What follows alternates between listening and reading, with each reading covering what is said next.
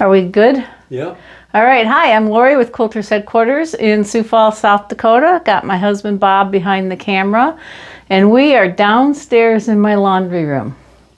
So about a year ago, before COVID, I was teaching a class, and my friend Shane was in the class, and she made a mistake, and I was helping her rip out. And her fabric was so stiff, I had to ask her, what gives?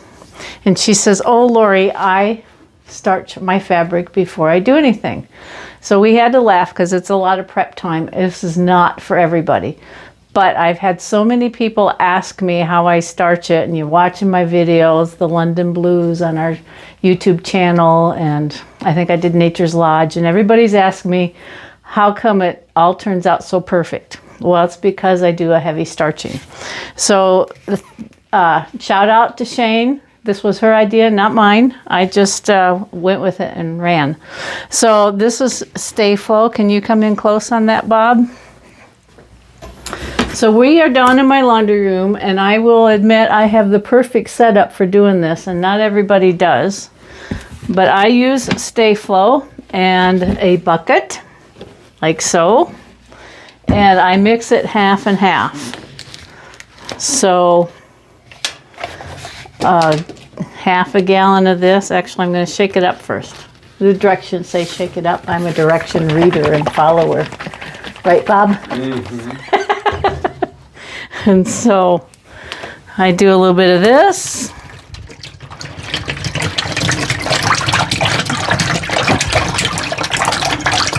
The whole thing. The whole thing, and then a jug of cold water. Okay. And I do have soft water. Don't know if that makes a difference or not, but it works well. And then I mix it up in my bucket.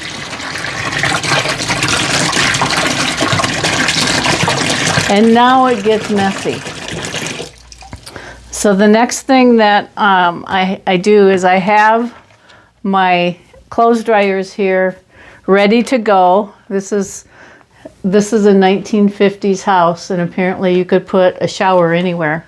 And so we have a shower here that we never use, but it's good to have the tile and the drain floor there. So I know some people do this in their bathtubs or whatever. So I put some pool noodles on here so that when I drape my fabric over here to dry, it's not a really sharp kind of crease. So I have a tub in my utility sink here, and my fabric is lined up here.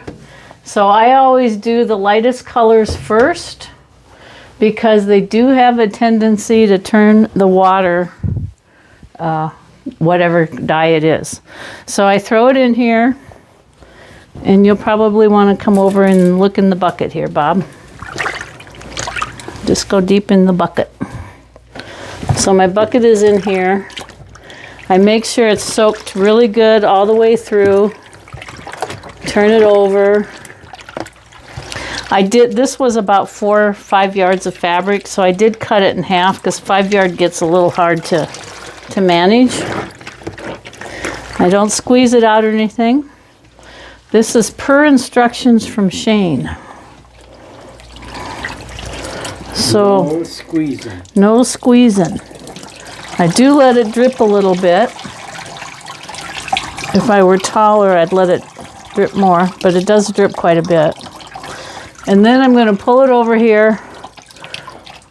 Oops, tipped over onto my biggest one. And I just drape it over my pool noodles.